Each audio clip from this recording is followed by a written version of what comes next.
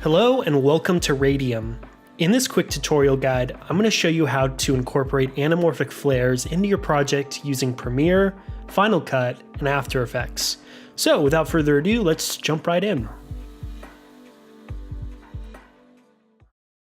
So Radium includes 4 different categories. You have live action shots, you have transitions, you have title backgrounds, and accent streaks.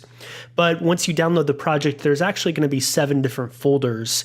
And that is because the live action shots are actually broken up into static shots, which actually this category is broken up into 2 parts due to the file size. Then you have moving live action shots. And then you also have a bonus folder, which are a couple of extra shots as well. So just to clarify that, 4 different categories, 7 different folders. Let's jump into Premiere so I can show you how to use them. Okay, so I'm in Premiere and I have a shot that I want to add a flare to in the timeline.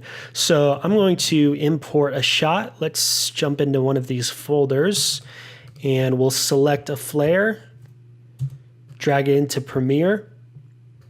And I'm going to drag it into the timeline. Now, the clip I'm actually working with is a 1080p resolution, and the flares are 4K, so we're actually going to scale this down a bit. If you highlight the layer and navigate to the Effects Controls panel, you'll see the scale option here. Just going to scale it down until it kind of fits the canvas. In this case, it's about 65%. And to actually composite it with the base clip, we're going to use the blend mode feature. And you're going to choose either add or screen. Screen will give it a little bit more of a subtle look, but I'm going to go with add. And there we go. It's added into our shot. I may want to actually move this up just a bit. And it is an anamorphic ratio, so you do have a little bit more detail on the sides if you're working with 1920 by 1080. So you can kind of move it side to side if you need to.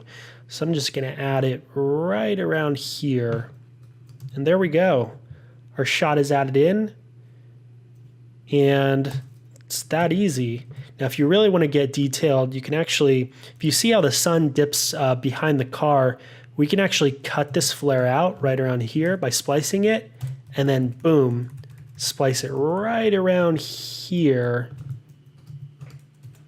And this just really sells the effect. And that's how you add and incorporate flares into your project. Let's jump into Final Cut. Okay, so we're in Final Cut and the process is very similar. We have a shot in the timeline, want to add a flare to. I'm going to go and import a shot. Let's go ahead into the moving folder and we'll select our shot.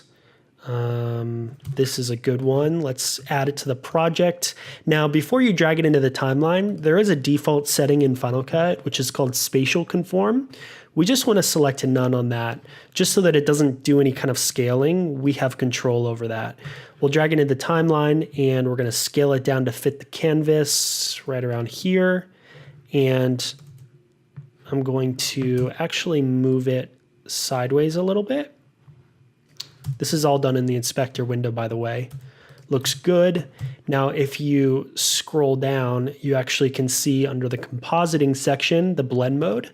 Same as before, add or screen. I'm going to choose add, see what it does. Perfect. Let's actually move this over a bit. And you can kind of fiddle with the timing a bit just to see. Oh, that looks really cool. Perfect. And you can take it, since it is 4K, you can actually scale it up a bit. You have kind of room to work with. I'm going to scale it up, and I'm actually going to move it down a bit. There we go. And that is how you do the blend mode in Final Cut. So let's move to After Effects. So After Effects is the same process. You're going to drag your flare over your footage, change the blend mode to add or screen, and the way that you change the blend mode is actually this drop-down menu here. You can see add or screen. So we're just going to move forward actually into titles. I have a working title here, and I'm going to show you how to use the streaks in the title backgrounds. So let's import a streak out of the streak folder, and we're going to drag it into the timeline. And we're going to scale just like before. We're going to change the transfer mode to, let's do screen this time. And I'm going to move this down kind of at the base of the title.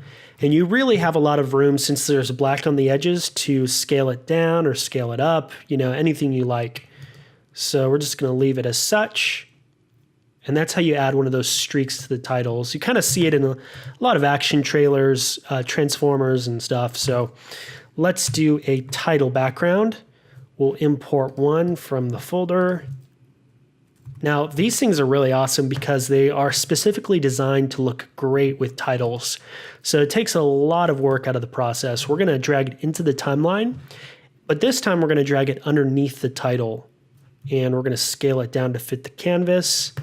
And we're not going to do anything with the blend mode. We're just going to leave it as is. Looks really awesome. And the process is the same across the board. You're just going to make sure it's behind your title. So you can create the title in any program you feel comfortable with: Final Cut, Premiere, or After Effects. So that's how you add streaks or title backgrounds. Let's go over to Premiere to go over transitions. So the last category are the transitions, and you can use these in between two different shots. I have two shots in the timeline. Let's go ahead and import a transition and we'll check it out. So we're going to add it to the timeline, same as before. We're going to scale it down. And the trick, this is where the cut is, right around here, okay? So the trick is actually to make the brightest part of the flare transition right where this cut happens. So you can see in the transition, it starts out black, it comes in, it gets really bright, and then it goes back to black. So the trick is for the cut to happen right around here at the brightest point. So the easiest way is just to scrub through, find the brightest point, and actually splice the transition. We'll take both of these ends and we're going to move it to align it with the cut. So the brightest point in the flare is where the cut actually happens with the live action shots. So I'm going to take both of these and change it to screen. And that's basically it. Comes in, boom. And you can see, you can barely see the cut right around here, but it gets so bright that it's very subtle. Boom. You can't even see the cut anymore. And that's how you use the transitions. Each one is very different. You're just going to have to go through, find the brightest point, and just align it with that cut. And that's how you use transitions. The process is the same with Final Cut and After Effects as well. So that's how you use Radium in Premiere, Final Cut, and After Effects. Now, a quick pointer, you really want to use these where real flares would occur in the shot. That's how you're going to make these look the best, the most realistic. If there's not supposed to be a flare in your shot, then it's really not going to look good. And not every flare is going to look good in a shot. Not every shot is going to look good with a flare. So you're really going to have to experiment and play around with different combinations to see what looks right and what looks realistic and great. Anyways, hope you find these useful and fun. Enjoy this pack and good luck.